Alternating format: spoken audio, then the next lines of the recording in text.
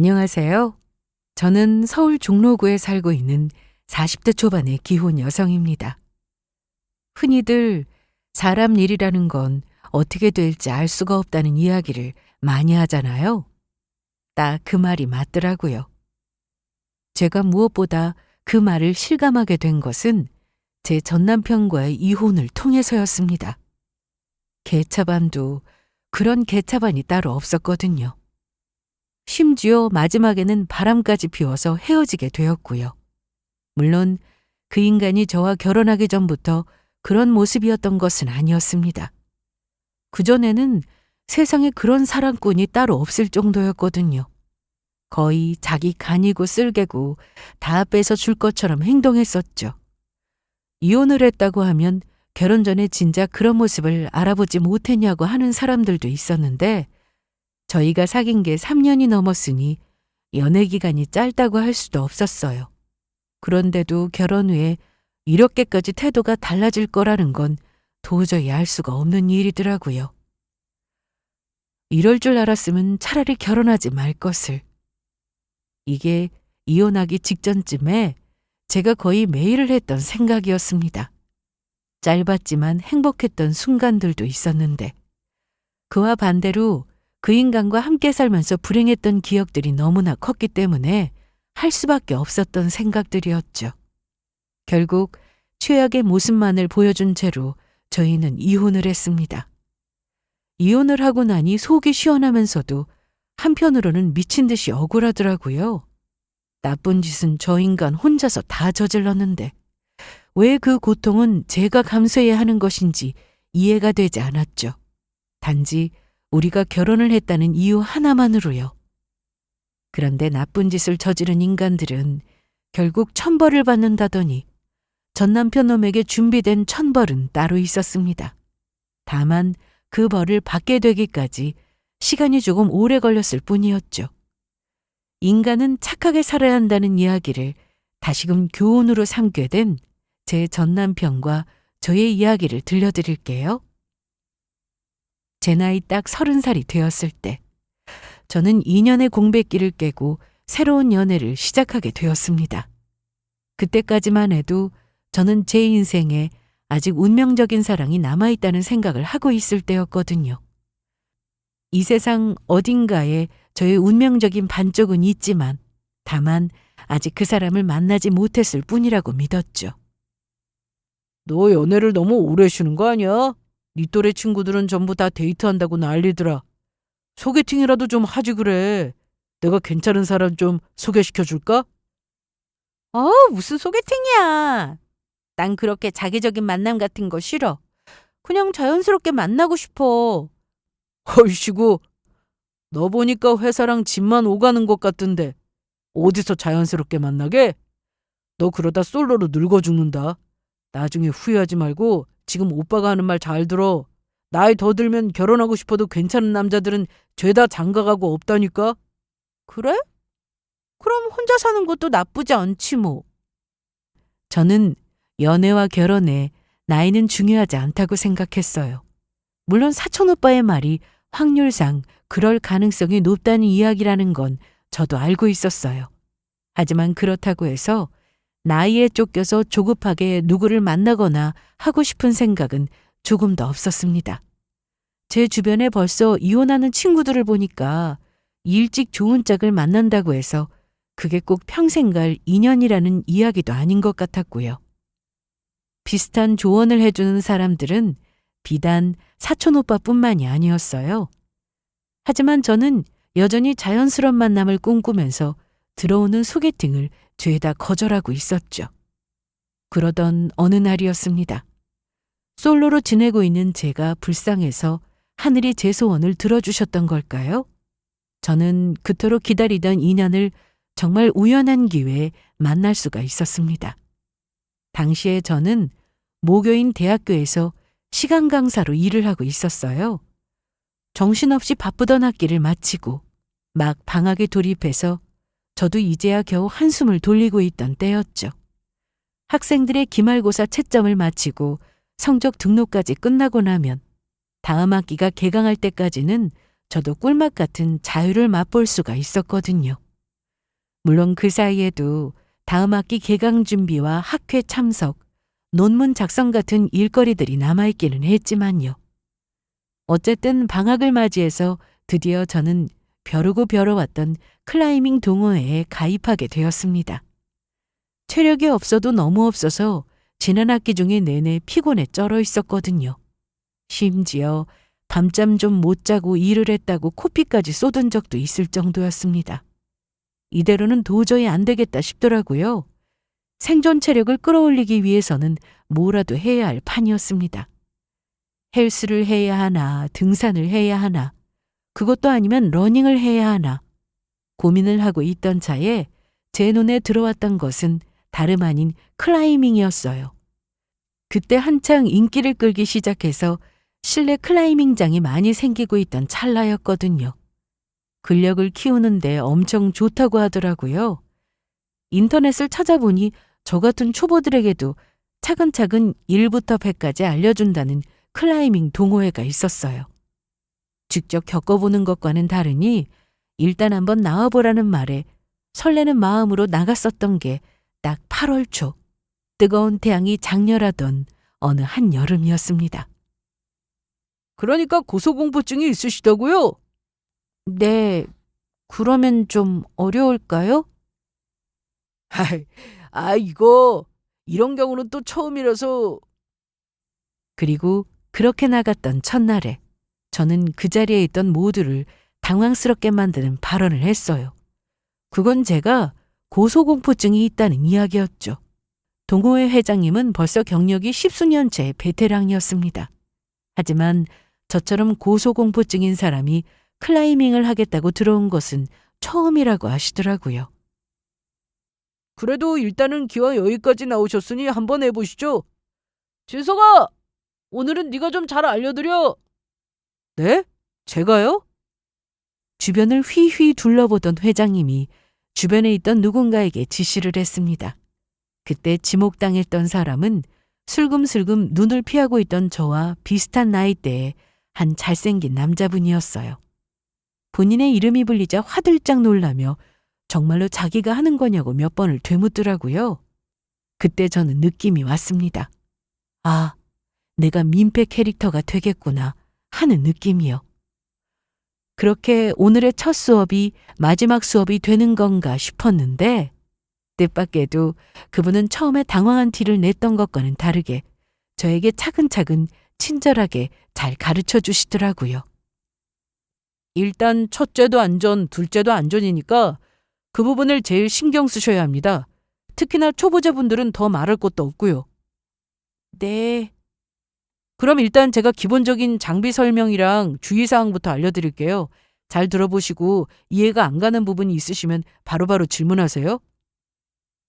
저도 누군가를 가르치는 게 직업인 사람이었고 그래서 그게 절대로 쉬운 일이 아니라는 걸 잘 알고 있었거든요. 그런데 정말로 잘 알려주시더라고요.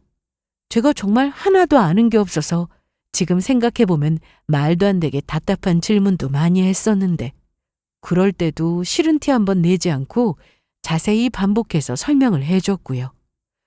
다른 건 몰라도 인내심 하나는 정말 끝내주는구나 싶은 생각이 들었습니다.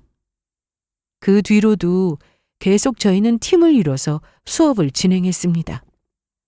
자세를 취할 때 뒤에서 기본적인 동작을 봐준다거나 제가 올라가거나 착지할 때 잘하고 있다면서 격한 격려를 해준다거나 하는 것들을 보면 성격도 꽤 괜찮은 사람이구나 싶더라고요. 제가 실수를 그렇게 많이 했는데도 한 번도 화내거나 뭐라고 한 적이 없었거든요. 그렇게 매주를 붙어 있다 보니 어느 순간부터 저절로 눈길이 가고 자꾸 마음이 생기더라고요. 다행히도 그런 마음이 생긴 게 저뿐만은 아니었어요. 저희는 암장을 나오는 길에 둘이서 커피를 마시기도 하고 가벼운 산책을 하기도 하다가 결국 사귀게 되었습니다. 그런데 회장님이 첫날에 나 가르치라니까 그렇게 놀라더니 왜 그렇게 친절하게 알려줬어? 그때부터 나한테 마음이 있었던 거 아니야? 그런 건 전혀 아니었고 솔직히 말하면 그날 처음이자 마지막일 줄 알았거든. 하도 못하길래. 뭐라고? 어이없어, 진짜. 사귀고 나서야 저한테 그렇게 잘해줬던 게 다 마지막일 거라고 생각해서였다는 걸 알게 되었지만요. 아무튼 그렇게 시작했던 저희의 연애는 3년을 넘게 이어졌습니다. 수업할 때 제가 반했던 그 사람의 모습은 연애를 시작한 뒤에도 크게 달라지지 않았어요. 아니, 오히려 더 깊어졌었죠. 남자친구가 저에게 정말 잘했었거든요. 거의 누뚱이로 나온 어린 여동생을 챙기듯이 했었죠. 데이트를 할 때도 하나부터 열까지 제가 하고 싶다는 대로 다 맞춰줬었어요. 제가 좋다고 하는 거, 싫다고 하는 것, 하고 싶다고 하는 것 전부 다 기억해서 언제가 되었든 꼭 해주는 사람이었고요. 솔직히 말해서 저는 사람이 누군가를 아무리 좋아한다고 해도 그렇게까지 다 맞춰줄 수는 없다고 생각했거든요. 그런데 제 남자친구는 그게 가능한 사람이더라고요. 당연히 너무 고마웠고 저도 그 사람이 좋은 만큼 잘해주려고 했고요. 서로 잘해주려고 노력하니 저희는 만나면 언제나 웃을 일밖에 없었습니다. 행복이 이런 건가 싶더라고요. 그리고 저는 제가 그렇게 기다려왔던 운명적인 짝꿍이 바로 이 사람이 아닐까 싶은 생각을 했습니다. 시간이 흐르면서 점차 그게 확신이 될 때쯤 저희는 결혼을 하게 되었고요. 바로 혼인신고하러 가자고? 요즘은 다들 1년 뒤에 하는 추세라던데. 그거야 혹시 이혼이라도 하게 될까봐 그러는 거지. 우리는 이혼할 일 없잖아. 참나, 그걸 어떻게 확신해? 나 지금 마음에 상처 입었어. 나 못 믿어? 이제는 남편이 된 저의 짝꿍도 저를 향해 우리는 운명인 것 같다고 입버릇처럼 말했습니다. 그래서 저희는 혼인신고도 빨리 했어요. 요즘은 결혼과 동시에 혼인신고를 하는 사람보다 1년이라도 뒤로 미루는 사람이 더 많다고 하던데 남편은 그런 저의 말에 말 같지도 않은 소리라며 일축하더라고요. 나중에 생각해보면 우리는 그럴 일이 없다는 말이야말로 말 같지도 않은 소리였었죠. 그렇게 혼인신고를 한 지 2년도 채 지나지 않아서 우리도 이혼을 하게 되었으니까요. 어쨌든 남편과 함께 시작한 결혼 생활은 저에게 여러모로 새로운 경험들이었습니다. 그전까지는 남편도 저도 모두 각자의 부모님 집에서 살았었기 때문에 둘 다 자취가 처음이었거든요. 그래서 나만의 공간을 따로 가지고 먹는 것, 입는 것, 자는 것까지 하나부터 열까지 전부 다 내가 알아서 관리해야 한다는 건 참 신선한 경험이더라고요. 한편으로는 저희 엄마가 존경스럽기까지 했습니다. 맞벌이에 자식들까지 키우면서 어떻게 그 살림을 다 하고 청소까지 그렇게 잘하셨는지 신기할 정도였죠. 하지만 얼마 지나지 않아 저는 깨닫게 되었습니다. 그 모든 일이 가능했던 건 다 아빠의 절대적인 협조가 있었기 때문이라는 사실을요. 여보, 쓰레기 좀 버리고 와. 오늘 분리수거하는 날이잖아. 조금 이따가 할게. 나 너무 피곤해, 지금. 저것만 잠깐 버리고 와서 쉬어. 저번에도 버린다고 해놓고 안 버려서 벌레 생겼던 거 기억 안 나? 아이, 나중에 한다니까. 그리고 그렇게 벌레가 걱정되면 당신이 좀 버리고 오면 안 돼? 저희 집은 분리수거를 하는 요일이 정해져 있었습니다. 아파트 차원에서 관리했기 때문에 그걸 칼같이 지켜야만 했고요. 그런데 쓰레기를 버리고 오라고 했더니 돌아온 남편의 대답은 바로 저것이었습니다. 저는 그만 어이가 없어져서 남편에게 되물었어요. 아니, 쓰레기는 당신이 버리겠다고 했잖아. 그렇게 귀찮고 싫으면 당신이 다른 거라던가. 그리고 피곤하다고 해서 내가 벌써 몇 번이나 버렸었잖아. 아유, 알았어. 알았으니까 잔소리 좀 그만해. 남편과 처음 다투게 된 건 집안일 때문이었습니다. 그때 저는 남편의 이기적인 모습을 처음 목격하게 되었어요. 본인이 해야 하는 일을 하지 않고 미루기만 하다가 그걸 지적하는 저에게 오히려 잔소리를 한다고 화를 내더라고요. 저희 둘 다 맞벌이를 하고 있었기 때문에 결혼을 하면서 제일 먼저 했던 것은 집안일 배분이었습니다. 집안일 때문에 갈등을 빚어서 결국 이혼까지 가게 되었다는 말을 주변에서 너무 많이 들었었거든요. 남편도 그 문제에 대해서 동감하고 있었고요. 자취를 한 번이라도 해보신 분들이라면 다들 제 이야기에 공감하실 거예요. 쓰레기 버리는 문제뿐만 아니라 빨래, 청소, 요리, 설거지 등등 사람이 살면서 해야 하는 집안일이 얼마나 많은지를요.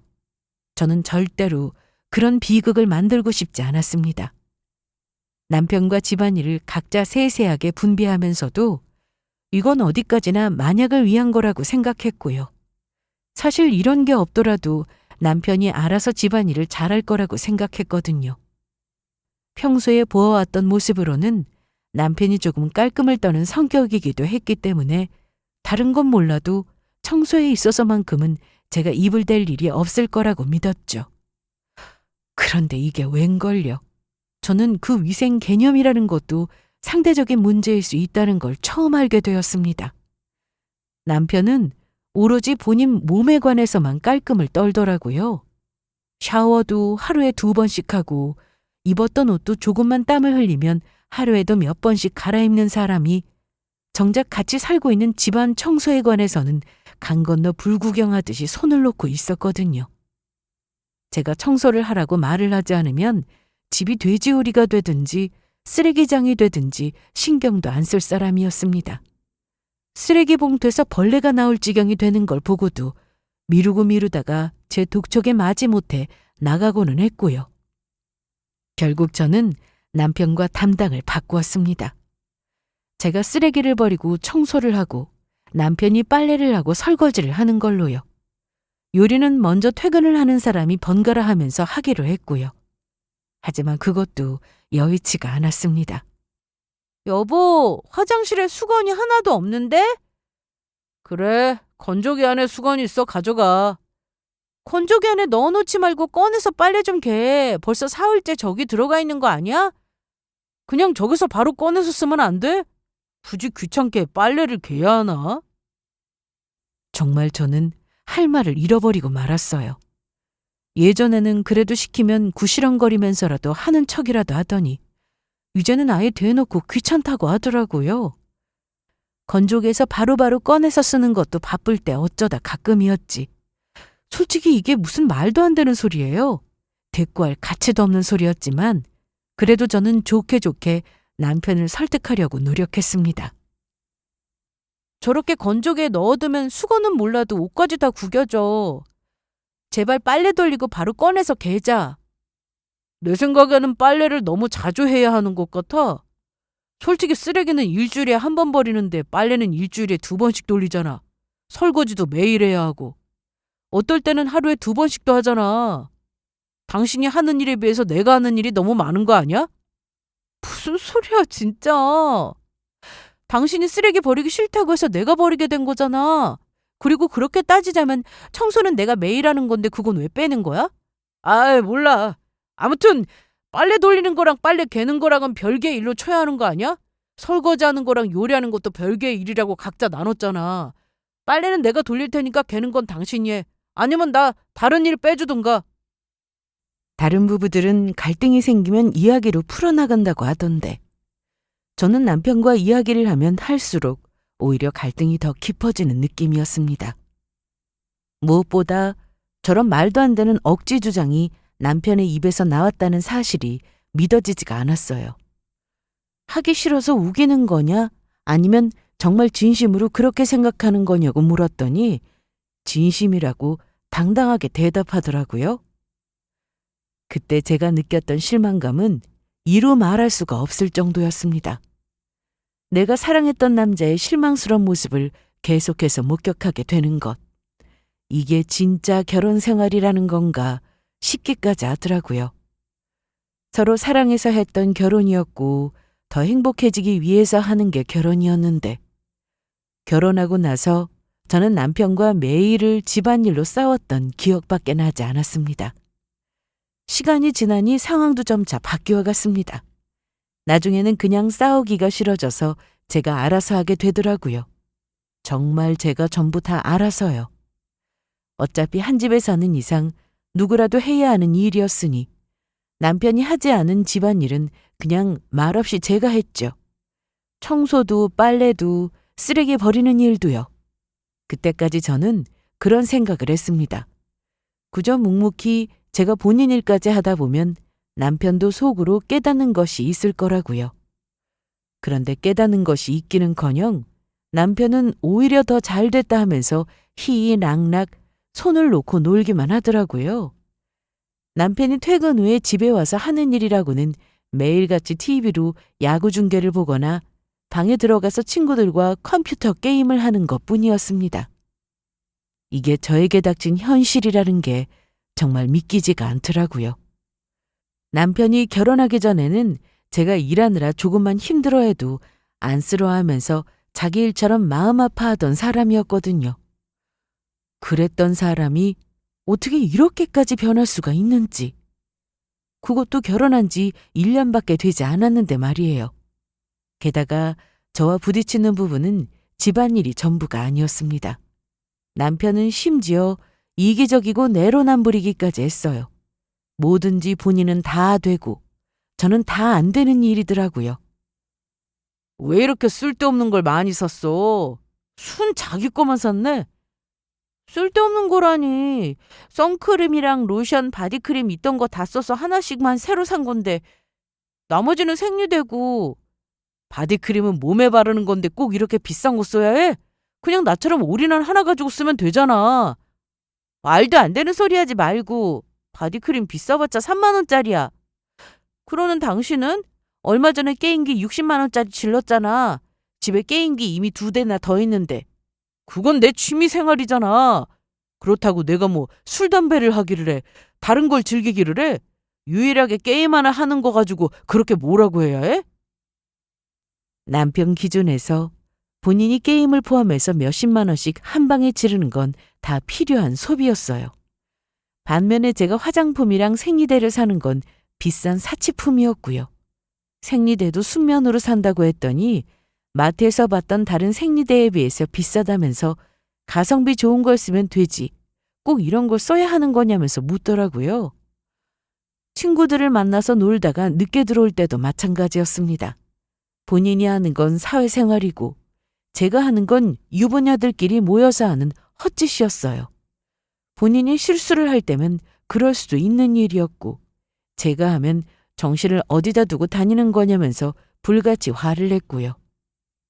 어느 날은 퇴근하고 왔더니 남편이 저를 보자마자 시비를 걸더라고요.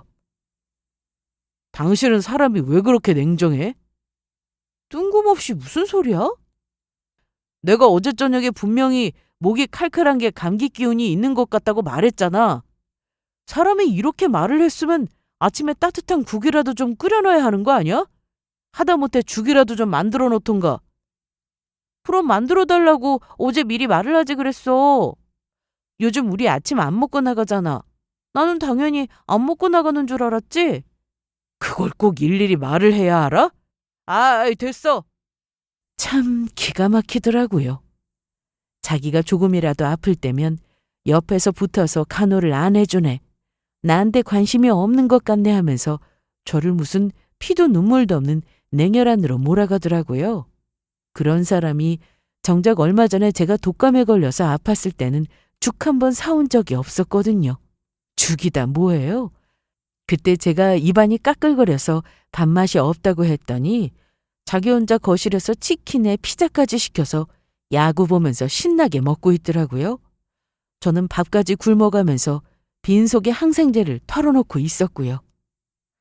그 일로도 정이 많이 떨어진 상태라 솔직히 말해서 이제는 징징거리는 남편을 보때면 꼴 보기 싫다는 생각부터 들었습니다. 상대방이 밥 먹는 모습이 보기 싫어지면 그때는 뒤도 돌아볼 것 없이 다 끝난 거라고 하던데 그때 저는 이제 보기 싫어진 정도가 아니라 남편과는 아예 겸상을 하고 싶지도 않은 지경에 다다른 상태였어요. 그건 남편도 마찬가지였겠죠? 한창 연애를 할 때는 서로의 입에 들어가는 음식만 봐도 배가 부를 정도였는데 어쩌다 보니 우리가 이렇게 되어 있더라고요. 그래도 그나마 거기까지였으면 차라리 다행이었을 겁니다. 서로 예전으로 돌아갈 수 없다는 사실을 인정하고 기왕 결혼까지 했으니 그냥 친구나 동반자의 느낌으로 각자의 삶을 지낼 수도 있었을 테니까요. 어쩌면 시간이 조금 많이 지난 뒤에 어떤 계기를 통해서 다시 예전이 사이로 돌아갈 수 있을지도 모를 일이었고요. 하지만 남편 놈은 끝내 건너서는 안 될 강을 건너고야 말았습니다. 결혼을 한 유부남이 절대로 건너서는 안 되는 그 강. 그건 바람이었어요. 정말이야? 진짜 다른 여자를 만났다고? 친구한테 다 들었을 거 아니야. 다 알면서 굳이 뭘 물어봐? 네가 진짜 인간이야? 바람 피우다 들켜놓고서 도대체 뭘 잘했다고 이렇게까지 당당한 건데? 너나 나나 피차 서로한테 정도 없었잖아. 사람을 그 정도로 투명인간 취급했으면 이렇게 될 것도 예상했어야 하는 거 아니야? 야, 난 그래도 적어도 바깥에서 다른 남자 만나고 들어올 생각은 안 했어. 이게 어떻게 같아? 그래, 또 나만 쓰레기지. 너는 아무 문제도 없고 다 내가 문제인 거 맞지?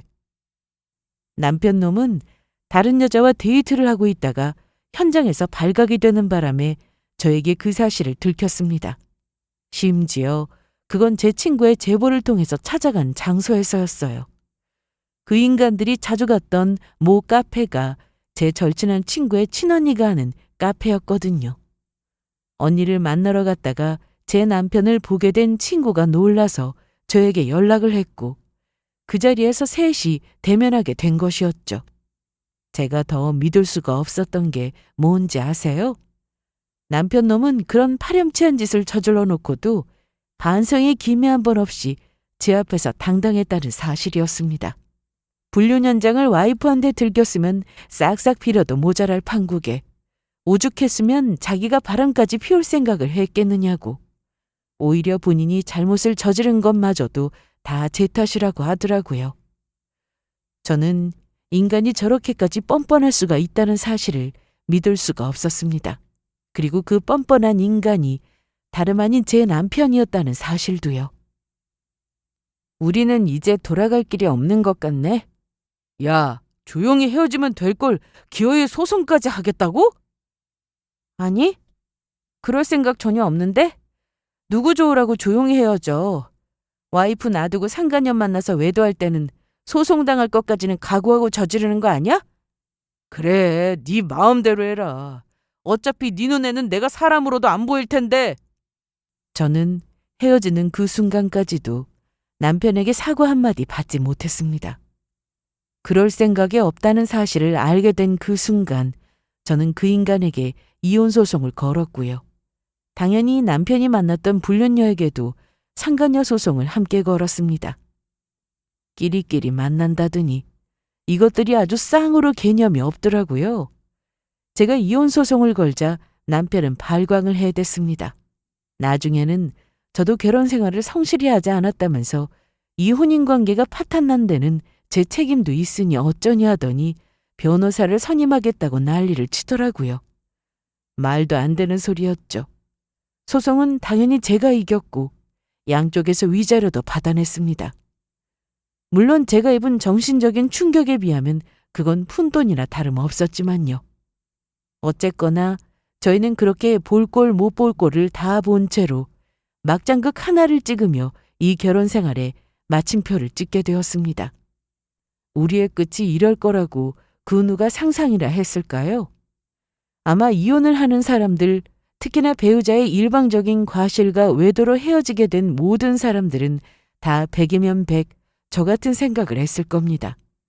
내가 대체 무슨 부귀 영화를 누리려고 이 인간과 결혼 같은 걸 하려고 했을까라는 생각을요.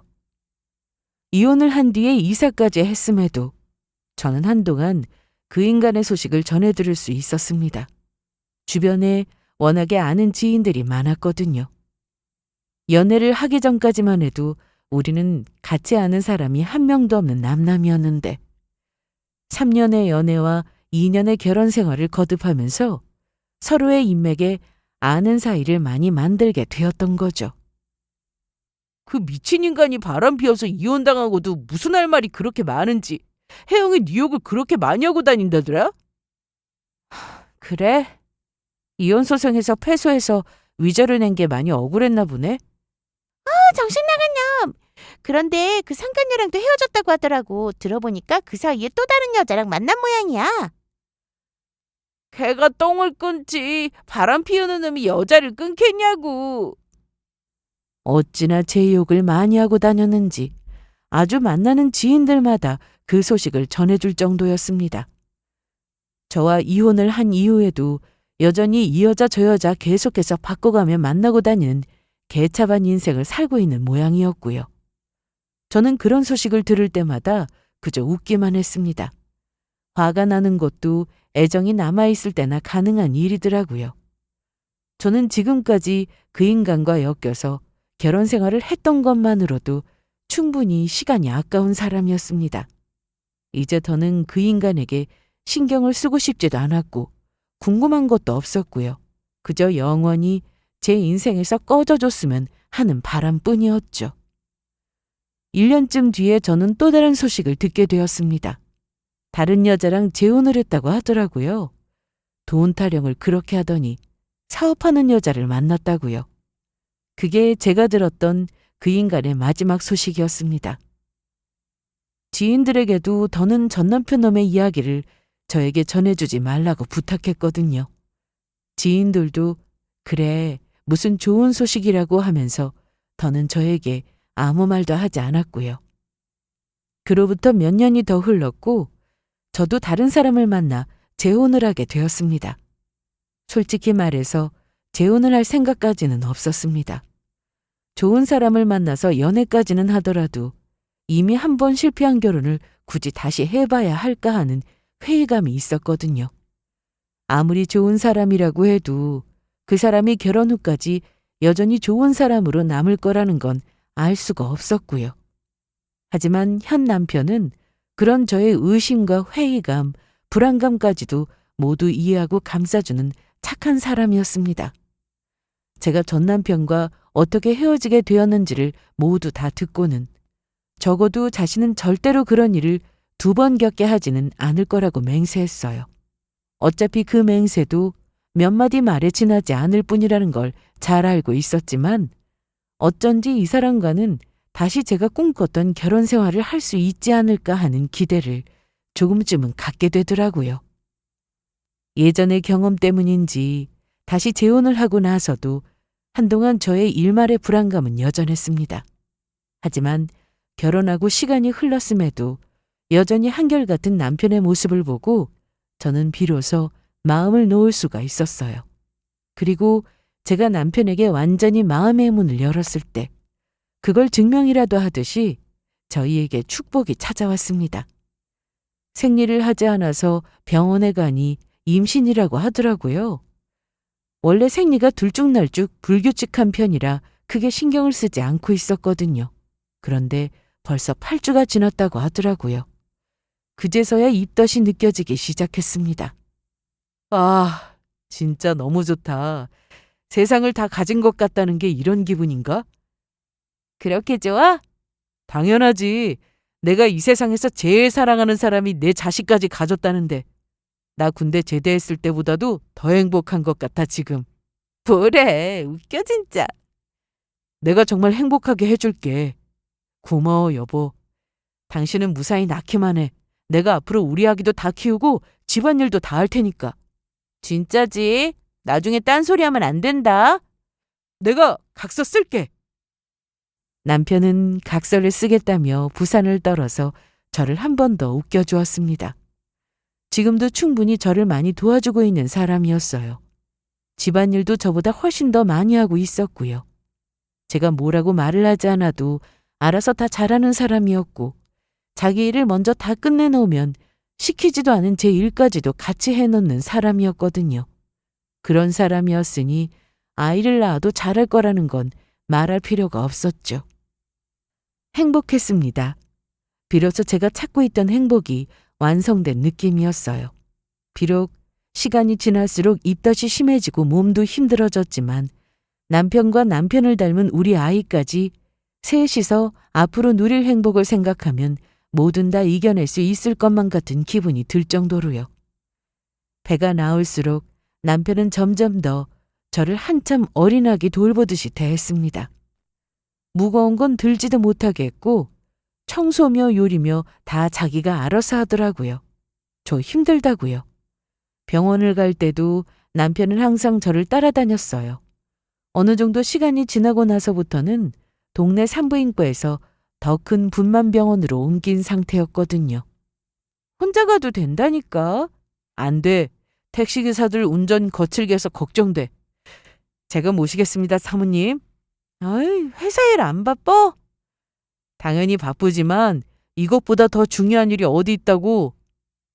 그날도 저는 저를 따라온 남편과 함께 정기진료차 병원을 방문했습니다.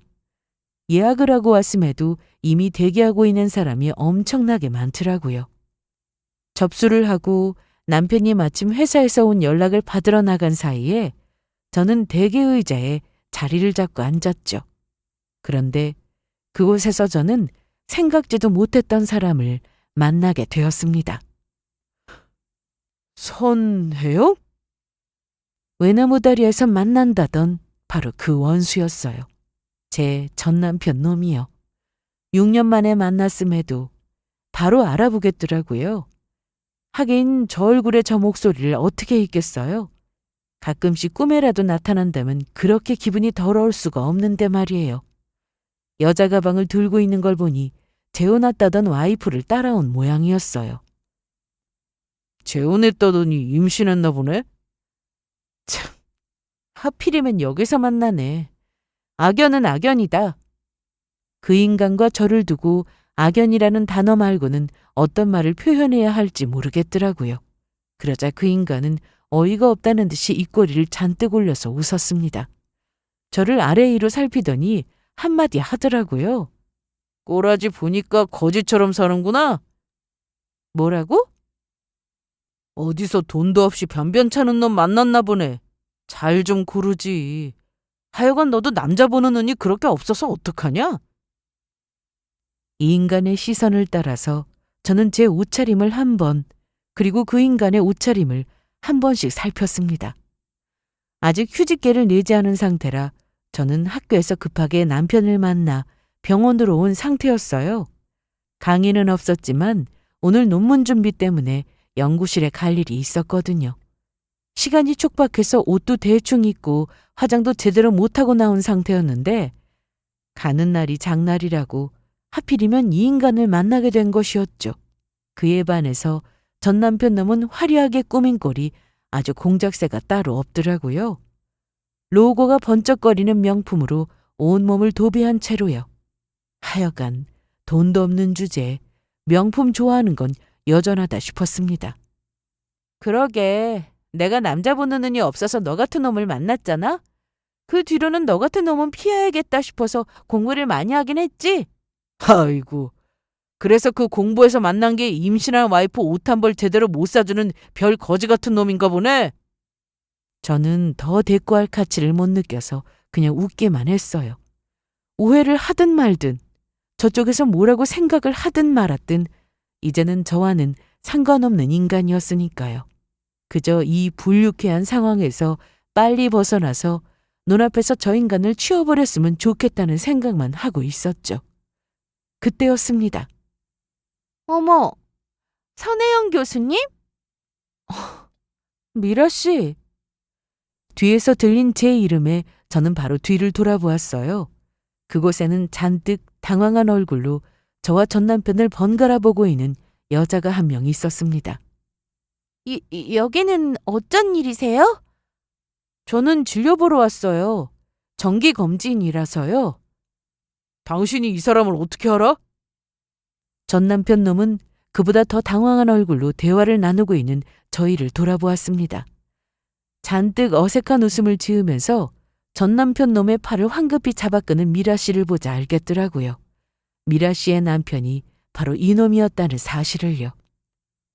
내 논문 심사위원이셔? 뭐라고? 심사위원? 참 질긴 인연이다 싶었습니다. 전 남편과 이혼할 당시까지만 해도 시간 강사에서 조교수로 넘어가고 있었던 저는 이제 모교에서 부교수를 달고 있는 상태였습니다. 그리고 미라 씨는 일을 하면서 대학원 박사과정을 다니고 있는 학생이었고, 공교롭게도 제가 미라 씨 학교의 박사 논문 심사위원으로 등록이 된 상태였습니다. 타 학교 학생이었지만 저에게는 자신의 심사 논문을 전달하러 와서 안면을 튼 사이였어요.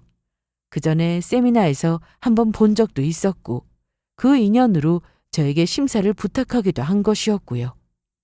그런데 어떻게 이렇게 엮이게 되는지 참 세상이 좁아도 너무 좁다 싶더라고요. 심지어 우리의 악연은 그게 끝이 아니었습니다. 윤 대표님! 어머, 김 대표님? 당신도 아는 사이야? 알고 보니 미라 씨는 제 남편과도 안면이 있는 사이였습니다. 아니, 안면이 있는 정도가 아니라 아주 밀접한 관계인 상태였어요. 미라 씨는 IT 쪽으로 작은 사업체를 꾸려서 운영하고 있었어요. 그리고 저희 남편의 회사가 바로 미라 씨 회사의 중요한 거래처 중 하나였습니다. 저희 남편이 그 IT 회사의 고객사였거든요. 제 남편은 아까부터 저희의 대화를 듣고 있었던 모양이었습니다. 표정이 안 좋은 게 바로 티가 나더라고요. 그 표정을 읽은 건 저뿐만이 아니었습니다. 미라 씨는 어쩔 줄 몰라 하며 저희 두 사람의 눈치를 살피기 시작했어요. 그럴만도 했죠. 자기 남편의 전 와이프와 현 남편 모두와 얽히게 됐는데, 심지어 그 두 사람에게 모두 잘 보여야 하는 곤란한 관계에 처해 있었으니까요. 그렇게 어색하고도 기가 막힌 해프닝을 겪고 나서 집으로 돌아가는데 이게 대체 무슨 일인가 싶어 얼떨떨하더라고요. 생각에 잠겨있는 저를 보며 남편이 제 손을 잡고 말했습니다. 참, 이게 업보라는 건가 싶네. 그냥 속이 시원하다고. 남편의 짧은 속삭임에 저는 그냥 웃었어요. 무슨 뜻으로 하는 말인지 알 것 같았거든요. 저희는 더 이상 그 일에 관해 이야기를 나누지는 않았습니다. 더 말해봐야 기분 좋을 일이 없었으니까요. 대신에 초음파 사진을 보면서 태어날 우리 아기에 대한 이야기만 나누었죠. 그 일은 더 생각하고 싶지도 않았고요. 하지만 아직 논문 검사가 남아있으니 어떻게든 마주칠 일이 더 남았겠다 싶은 생각은 들었습니다. 그리고 제 예상보다도 훨씬 더 빨리 연락이 오더라고요. 미라 씨가 아니라 제 남편 놈에게서요. 제 연구실까지 연락도 없이 찾아온 그 인간은 가져온 음료수 세트를 저에게 내밀며 말했습니다. 미리 연락하고 오면 안 만나줄 것 같아서 미안해. 왜 왔어? 할 말만 하고 빨리 나가, 바쁘니까. 뭐가 이렇게 급하냐? 글쎄, 너랑 나랑 웃으며 대화할 사이는 아니니까 그렇지 않을까? 저는 팔짱을 끼고 마주한 그 인간에게 대꾸했습니다. 제 말에 뭔가 울컥하던 그 인간은 이내 다시 낯빛을 바꾸고는 실실 웃으며 말했어요. 그때 많이 당황했지? 나도 와이프한테 많이 혼났어. 아니, 어떻게 이렇게 만나냐? 진짜 대한민국 너무 좁다. 안 그래? 본론만 하라고. 너희 남편 말이야. 부탁 좀 해주면 안 될까? 솔직히 나랑 엮인 거지 와이프랑은 상관없잖아. 지금까지 무슨 문제도 없이 몇 년 동안 거래 잘하고 있었다면서. 무슨 헛소리야? 너 진짜 몰라? 알고 보니 그 후로 저희 남편이 바로 회사에 지시를 한 모양이더라고요. 미라 씨네 회사와 다음 달에 만료되는 거래처 계약이 있는데 연장하지 않겠다는 통보를 했다고요. 저에게도 아무런 말이 없었기 때문에 저도 전혀 모르고 있던 사실이었습니다. 하지만 그럴 만도 하다 싶었죠. 전 남편 놈은 제가 전혀 모르는 얼굴을 하자 뜻밖이라는 듯 표정을 짓더니 다시 굽신거리기 시작했습니다. 한 번만 부탁하자, 어? 뭘 또 이런 걸 가지고 감정 섞고 그래. 쿨하게 넘어가자. 쿨하게? 어이가 없어서 웃음도 안 나오더라고요. 내가 말했지? 너 언젠가는 네가 저지른 업보 받을 거라고. 지금이 그 순간인 것 같네. 너도 쿨하게 받아. 네가 저지른 죄값. 너 진짜 이렇게까지 할 거야? 네 와이프한테 가서 말해. 남자 보는 눈이 그렇게 없어서 어떡하냐고. 억울하겠지만 그런 게 결혼 아니겠냐고. 야, 선혜영! 그리고 다시는 내 눈앞에 나타나지 마. 네 얼굴만 봐도 아직 구역질이 나거든? 할 말 끝났으니까 꺼져. 어떻게 보면 미라 씨도 피해자라면 피해자라고 할 수 있었겠죠? 하지만 어쩌겠어요. 그것까지 제가 이해해줘야 할 이유는 없었으니까요. 저에게 부탁을 하러 왔던 그 인간은 자신의 부탁이 통하지 않겠다 싶었는지 저에게 다시 한바탕 저주의 말을 퍼붓고는 씩씩거렸습니다. 미라 씨는 이튿날 논문 심사위원 변경을 신청했어요. 이해 충돌이란 문제라는 이유로요. 저도 굳이 심사하고 싶지는 않았었는데 마침 잘 됐다 싶었죠. 어떻게든 다시 엮이고 싶지 않았거든요. 그리고 나중에는 논문 심사에서는 떨어졌다는 소식을 듣게 되었습니다. 어지간히 하면 보관 요청을 할 텐데 그 정도로 심하게 되지는 않았던 모양이었어요. 그 말을 듣자 더더욱 잘 됐다 싶은 생각이 들었습니다. 제가 심사위원으로 있었더라면 저 때문에 떨어졌다는 소리를 할 수도 있을 테니까요. 그 뒤로 한 가지 소식이 더 들려왔습니다. 부인의 말을 들어보니 그 인간이 무슨 일 때문인지 그 후로 부부 사이가 엄청 안 좋아졌다는 소식이었어요. 매일같이 술을 먹고 죽을 상을 하고 다니는데 이유를 모르겠더라고요. 그 이유가 짐작이 가는 건 저뿐이었죠. 이래서 옛말에 업보를 쌓지 말라고 하는 게 다 근거가 있는 말이구나 싶더라고요. 그리고 이제 곧 출산을 앞두고 있습니다.